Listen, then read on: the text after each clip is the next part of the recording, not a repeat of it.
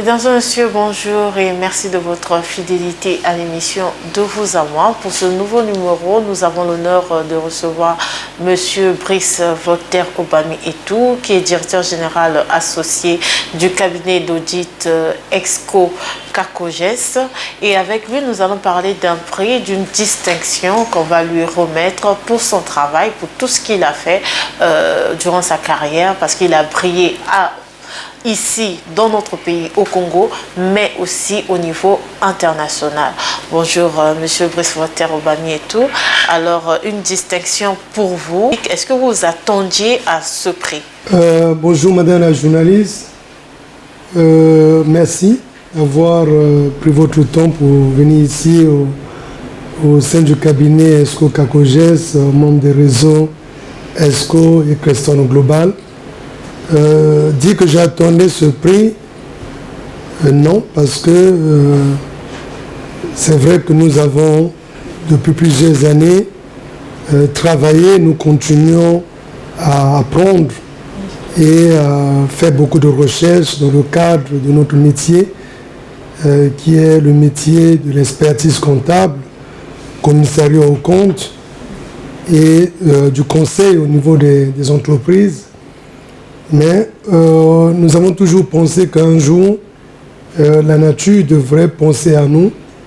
Et donc, c'est courant le mois d'août que nous avons appris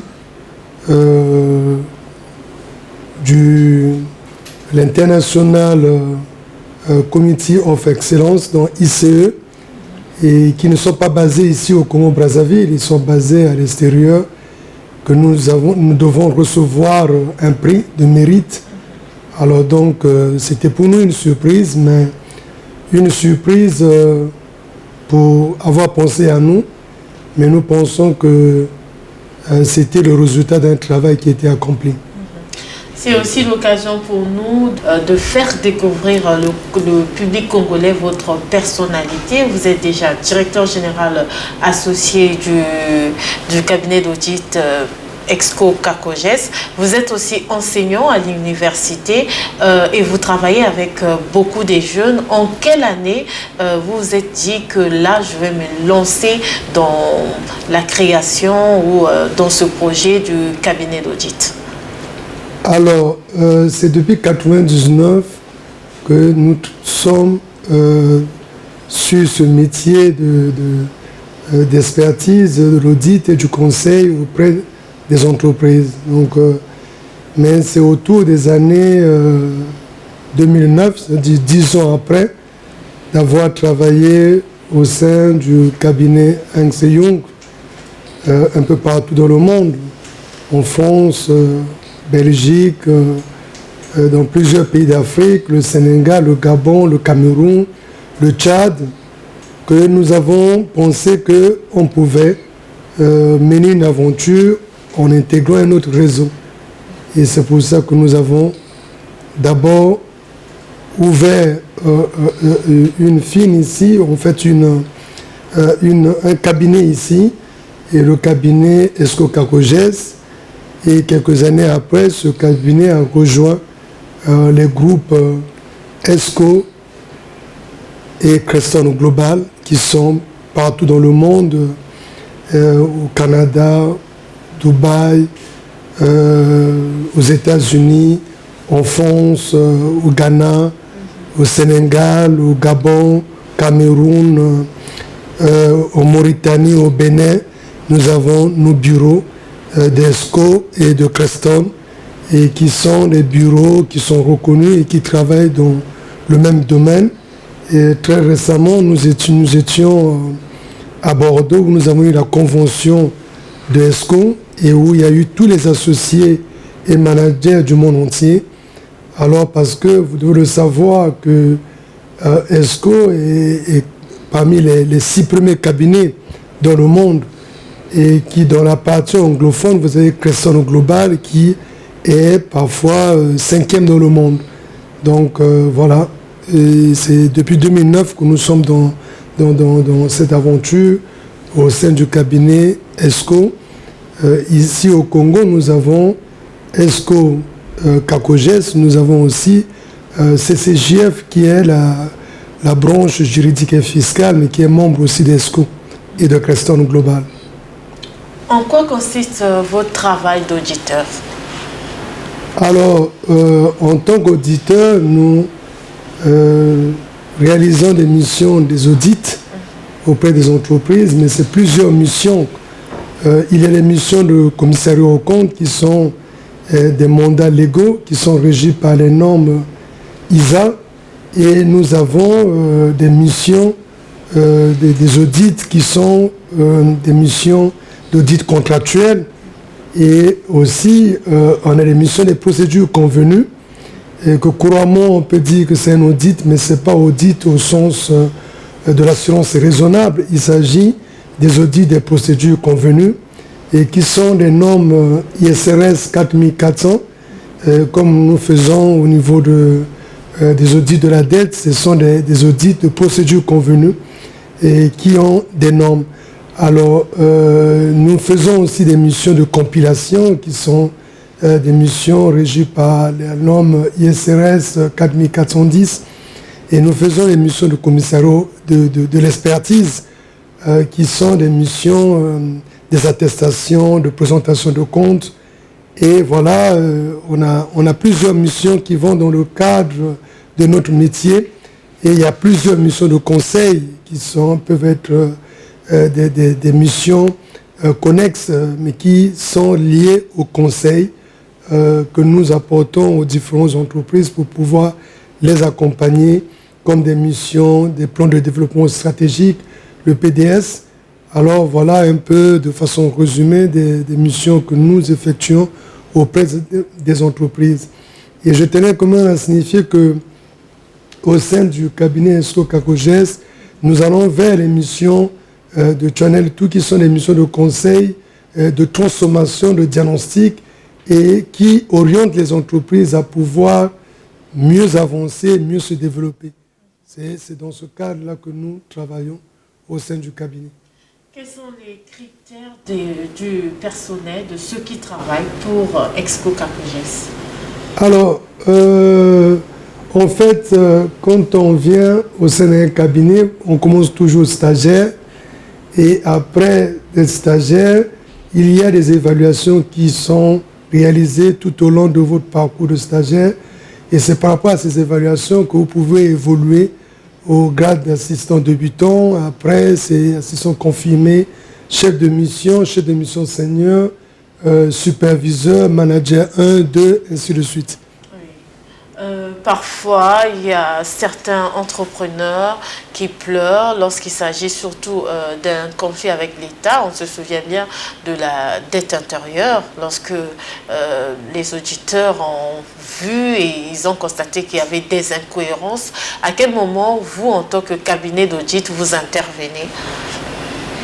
Alors, nous n'intervenons pas sur la base des incohérences.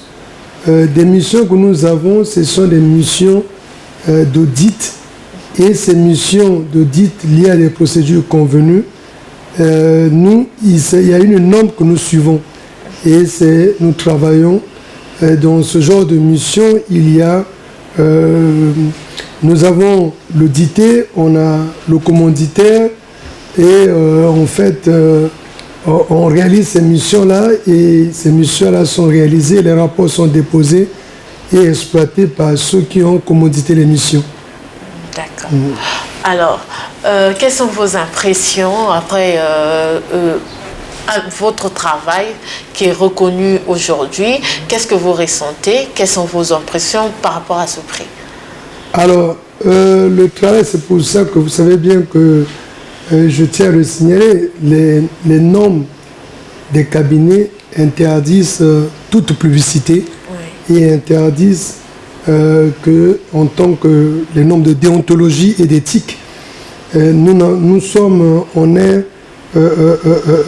ne peut pas faire du genre de publicité, les émissions à la télé, ça c'est vraiment, on ne peut pas le faire. Et si j'ai accepté qu'on échange, c'est dans le cadre du prix, du mérite. Alors parce que pour moi, ce prix-là est une reconnaissance pour le Congo-Brazzaville. Et donc il a lieu que ça soit vulgarisé parce que nous disons quelque part que le salaire, c'est le coloret du travail. Et il y a un sage qui disait un peuple qui ne consomme pas ce qu'il produit n'est pas un peuple libre.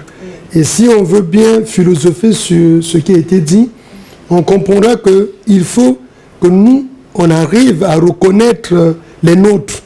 Et si les étrangers viennent reconnaître les nôtres et que nous-mêmes, on ne peut pas venir applaudir, alors là, il y a un problème. Il faut que ceux qui sont venus ou ceux qui vont venir, ce sont les Africains. Et qui ne sont pas au Congo, moi, vraiment, je ne les connaissais pas. Et qu'ils viennent reconnaître un travail d'un Congolais, pour nous, et ça montre qu'au Congo-Brazzaville, il y a réellement des gens qui travaillent, les gens qui font beaucoup de recherches.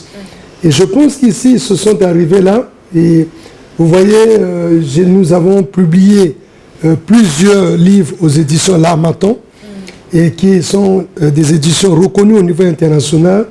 Et nous avons publié le premier livre qui est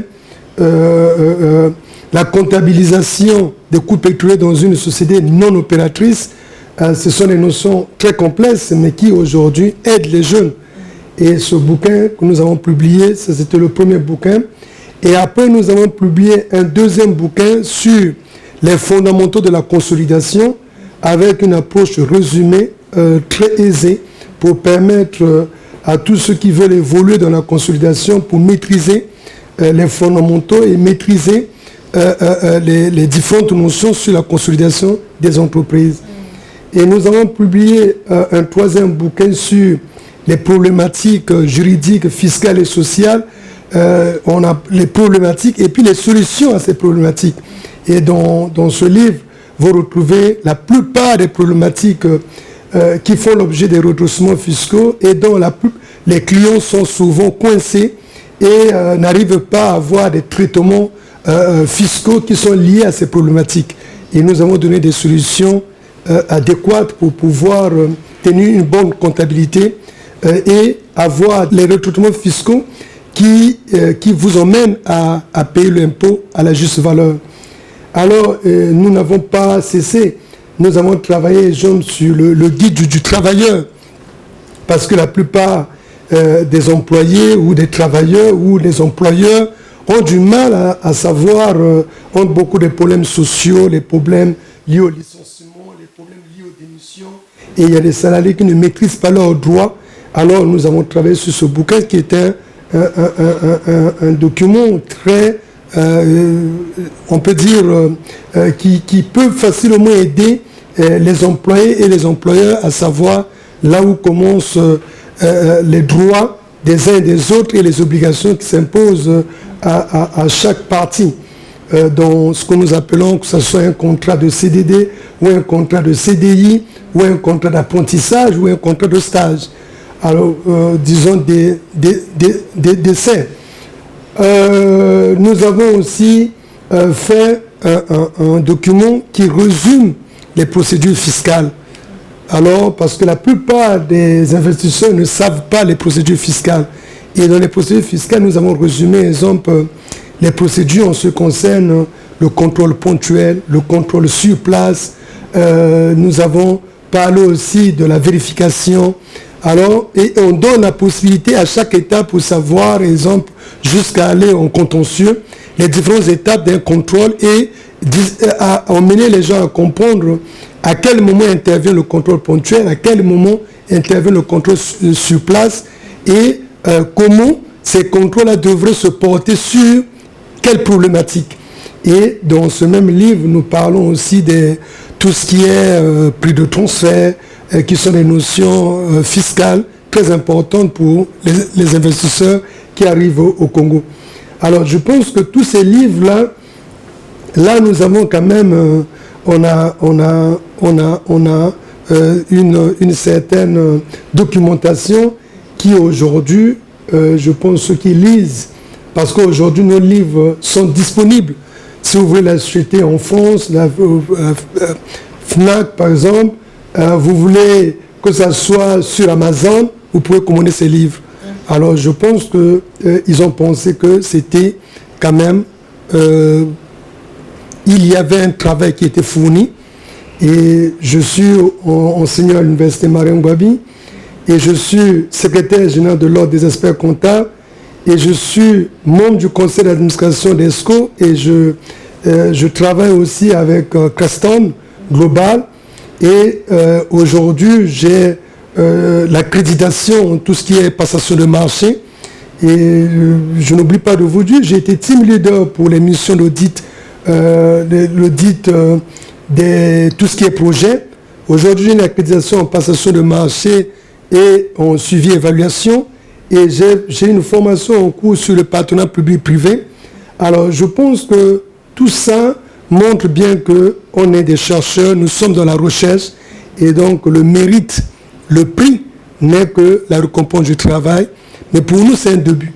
Il s'agit d'un début parce que nous avons toujours pensé que l'Africain, l'homme noir, et nous avons aussi la connaissance et nous devons aussi montrer de quoi nous sommes capables. Et quand on a les moyens, on a le temps, on peut mieux faire. Alors, je suis en train d'élaborer un livre sur la comptabilité dans les sociétés au niveau, la comptabilité OHADA révisée, la pratique de la comptabilité OHADA révisée dans les sociétés du tiers-monde et pour essayer de mettre en évidence comment cette comptabilité devait être tenue. Alors, qu'est-ce que vous pouvez dire aux jeunes, vu que notre émission, le but de notre émission, c'est de galvaniser les jeunes. Qu'est-ce que vous pouvez dire aux jeunes qui nous suivent et qui sont parfois découragés? On a des phénomènes aujourd'hui, les jeunes qui deviennent des bandits, qui n'écoutent plus les parents. Il y a d'autres qui sont à l'étranger. Vous-même, vous étiez à l'étranger, vous êtes rentré et vous avez commencé ce projet, trouver les associés et aujourd'hui, vous êtes récompensé pour votre travail. Qu'est-ce que vous pouvez dire aux jeunes Congolais, aux jeunes Africains qui nous suivent?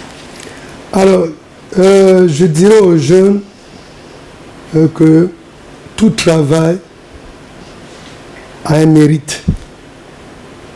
Et il faut, dans la vie, nous devons juste apprendre à être patient. Et je pense qu'il y a un sage qui disait aussi, dans ce monde où rien n'est donné, il faut accepter le nécessaire sacrifice. Alors, la vie, quand vous vous donnez le temps à apprendre, c'est ce que l'on sème qu'on récolte. Alors, il faut se donner du temps. Et j'enseigne à l'université, je prends parfois mon temps à dire aux étudiants, il faut bien apprendre. Il faut faire de l'apprentissage comme étant votre bébé. Quand vous avez opté pour une option, exemple, d'apprendre l'audit, et l'audit doit devenir votre bébé. À le bébé, on l'entretient. Même quand le bébé fait du n'importe quoi sur vous, vous nettoyez le bébé et vous continuez à l'entretenir. Donc, le métier que nous avons, si vous êtes journaliste, madame, vous devez avoir l'objectif d'atteindre. Il faut atteindre votre destination. Vous donnez un objectif. Et vous devez toujours vous dire, je vais être la meilleure journaliste du Congo. Mais après, pourquoi pas du monde entier? Parce que vous vous comparez aux meilleurs journalistes du monde. Dis, mais pourquoi moi, je ne peux pas atteindre cet objectif? Non, on est tous des humains. Et Dieu nous a mis en nous tous la connaissance. Mais c'est juste, il faut avoir des objectifs. Même quand on est joueur de football, si on se donne un objectif que je veux être comme X, alors il faut se donner l'effort. Il faut l'effort, il faut la volonté. Mais la volonté et l'effort, ce n'est pas toujours l'argent. C'est d'abord les sacrifices. Il faut beaucoup de sacrifices pour atteindre un objectif. Nous avons été formés par le ministre Fila, qui est aujourd'hui ministre. Nous avons été formés par le ministre Ngatié. Il est aujourd'hui ministre. Nous avons été formés par certains grands frères comme Patrick Ngamassa, qui est l'associé de KPMG. Hassan Osibi, qui est l'associé de EY, Serge Ndengue, qui sont aujourd'hui associés directeurs de EY. Mais je pense que c'est de leur plaisir quand ils nous voient en ce moment. Dit, mais je venais de recevoir un de nos confrères qui nous a formés, comme Wilfried Ngomambuku, qui est aujourd'hui conseiller du ministre Ngatié. Ils sont nombreux, si je les cite, ils sont vraiment très nombreux. Des Romains en pas, conseiller du ministre des Finances en ce moment. Mais je pense que c'est leur fierté de voir, voilà ce jeune que nous avons formé aujourd'hui. Il tient un cabinet et il continue à travailler. Donc pour nous, ces jeunes gens qui sont dans les universités, dans les instituts, ils doivent prendre les enseignements et bien les porter, bien les comprendre, pas juste pour lire et passer à l'examen, avoir 10 ou 15. Mais il faut faire les enseignements comme étant votre bébé et avoir bien les maîtriser, les assimiler. Quand vous rentrez chez vous, même les stagiaires que nous avons ici au cabinet, c'est le même conseil. Il ne faut pas juste venir pour l'argent. Il faut venir pour apprendre le métier et après, la récompense viendra d'elle-même. Comme c'est dit dans la Bible, cherchez d'abord le royaume des cieux, le reste, ça vient facilement. Le métier, c'est la même chose. Il faut d'abord chercher la connaissance. Et la connaissance est de Dieu. La connaissance est invisible. Elle n'est pas, c'est pas de l'argent. Mais après, le reste vient facilement. Mais en étant modeste. Merci. Est-ce que pour créer un cabinet d'audit ou un cabinet d'avocat, il faut se lancer dans l'entrepreneuriat? Et aujourd'hui, on a beaucoup de jeunes, beaucoup de seniors même, qui hésitent, qui ont peur de se lancer dans l'entrepreneuriat. Est-ce que vous conseillez les jeunes ou les seniors qui ont fait comptabilité comme vous de se lancer dans l'entrepreneuriat? Alors, nous on insiste, on conseille les jeunes à suivre. Et si aujourd'hui on a vu les dispositions fiscales allégées et il y a eu une fiscalité attractive pour tout ce qui est entrepreneuriat. Alors c'est la volonté du gouvernement de pouvoir en fait les propulser à entreprendre. Ça c'est très très important. Mais dans le cas du métier d'expertise comptable, nous avons vu aujourd'hui, on parle des associations de gestion agréées, hein, les centres de gestion agréés, on parle de tout ça. Mais c'est une manière aussi de pouvoir les favoriser à aller dans le même sens. Maintenant, nous demandons aux étudiants, aux stagiaires, à suivre la branche de l'expertise comptable. Et au niveau de l'ordre, nous sommes en train de nous battre pour que le cabinet et le Congo, l'ordre, adhère à l'IFAC. Mais la décision de l'ordre à l'IFAC, c'est pour tout le pays. Ça va favoriser, donner beaucoup d'ouverture, que nous puissions avoir au Congo, tel que ça se passe au Bénin, au Sénégal. Les jeunes gens ne se déplacent plus en France pour aller faire le diplôme d'expertise comptable. On le fait sur place.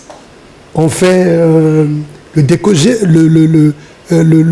ils arrivent à faire, comment on appelle ça, le DCG, que les gens font en France. Et ils font ça depuis le Sénégal.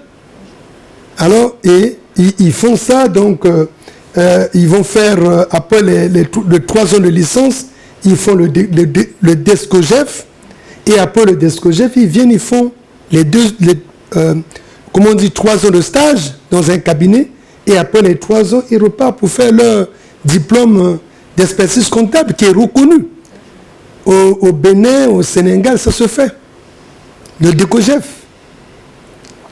Donc voilà, aujourd'hui, il faut que nous faisons un effort au niveau de l'ordre, même les matières comptables au sein de l'ISG ou de l'université, c'est l'ordre qui est en train de tout faire pour avoir le programme des cours, pour que la comptabilité soit réellement corrobore avec tout ce qu'on donne comme programme de comptabilité corrobore avec le métier.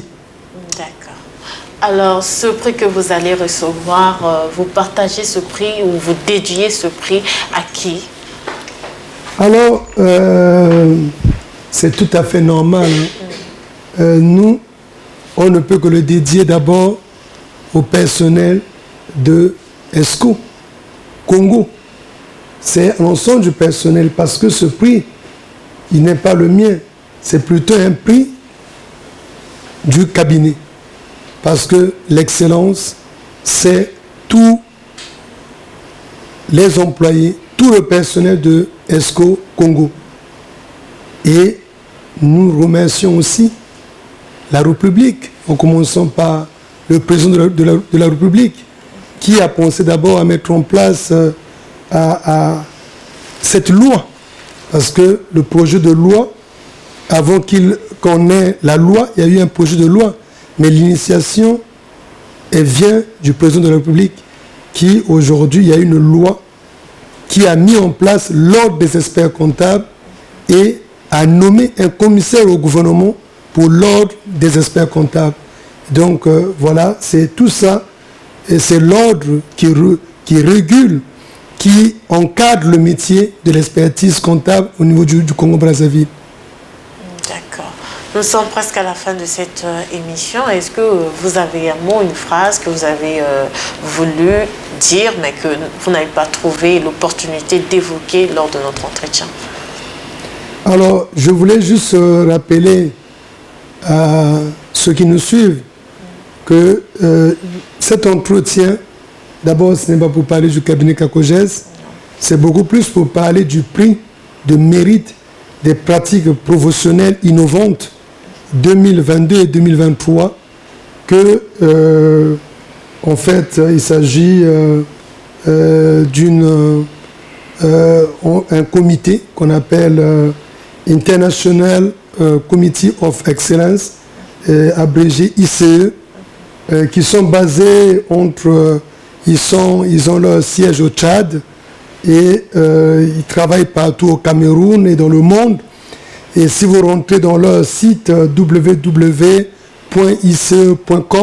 vous allez voir que ce prix, je ne suis pas le premier Africain, et ils ont fait leurs recherches au regard des différents livres que nous avons publiés, et aussi ils ont leurs antennes ici au Congo.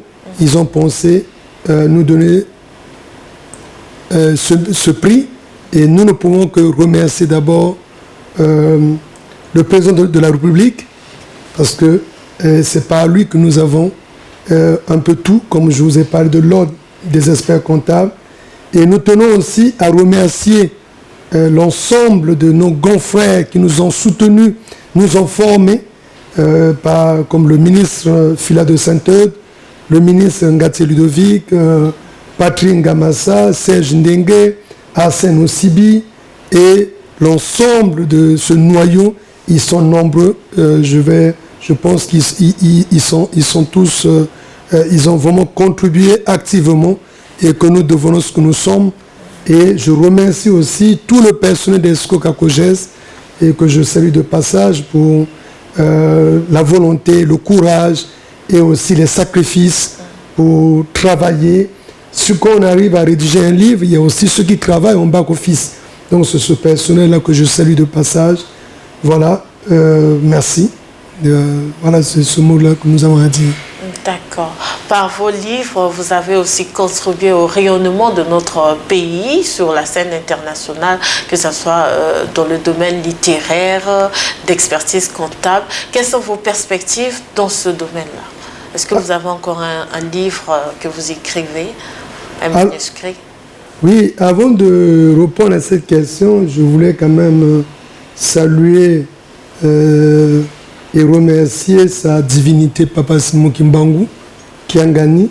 Vous savez bien que je suis pasteur kimbanguiste, et c'est lui qui me donne souvent cette force-là, je dois le reconnaître, et qui m'a béni pour que je travaille, et que je peux vous dire que c'est grâce à lui que nous avons l'effort de travailler, le courage Et aussi,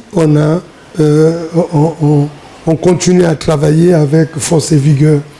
Alors, concernant les livres, je vous ai dit que nous sommes en train d'écrire un livre sur la pratique de la comptabilité du système OHADA révisé, la pratique dans les pays du tiers-monde. Pourquoi souvent il y a les normes comptables, mais dans la pratique, il y a en fin de compte comme un décalage de la mise en œuvre ou la mise en exergue d'une norme, il y a un décalage. Et si je rentre dans ce domaine, ça va nous prendre beaucoup de temps. Et on voit bien que dans le traitement, que ce soit les amortissements par composants, que ce soit les contrats pluri-exercices, que ce soit du crédit bail, que ce soit la concession des services publics, que ce soit le partenariat public-privé, les opérations en monnaie étrangère, que ce soit la réévaluation des bilans, il y a plusieurs notions et on sent bien qu'il y a un décalage dans le traitement comptable. Et puisque nous revoyons les comptabilités des entreprises, on revoit ce que fait les comptables, on se dit qu'il y a un problème d'interprétation des normes. Et c'est pour ça que nous allons travailler sur ce livre. Je rejoins aussi un grand frère, Mac Lomi et Tari, qui est notre associé du bureau de Niger, qui ont écrit un livre dans ce sens-là. Mais je vais aborder encore dans un sens plus large pour essayer de mieux expliquer les normes, puisque la comptabilité, c'est la gève du droit. En fait, il faut d'abord le droit pour faire la comptabilité. La comptabilité n'est que juste une interprétation mathématique et des chiffres chiffrés du droit. Donc, tout ce que nous faisons en comptabilité, c'est du droit. Que ce soit les capitaux propres, le traitement des capitaux propres dépend du droit d'abord qui pose les problèmes. Donc, c'est d'abord la notion de la comptabilité de société qui définissent l'ensemble des écritures qu'on devait passer du point de vue de la constitution des entreprises. Alors, quand nous sommes dans les IMO, mais tout ça, c'est vraiment du droit. Parce que vous parlez des IMO financiers, on va vous parler des titres de participation et autres, mais c'est le droit. Alors donc, il faut qu'on arrive à mieux expliquer les choses, que les comptables comprennent comment interpréter, parce qu'il existe un droit comptable. Et c'est le droit comptable qu'il faut appliquer.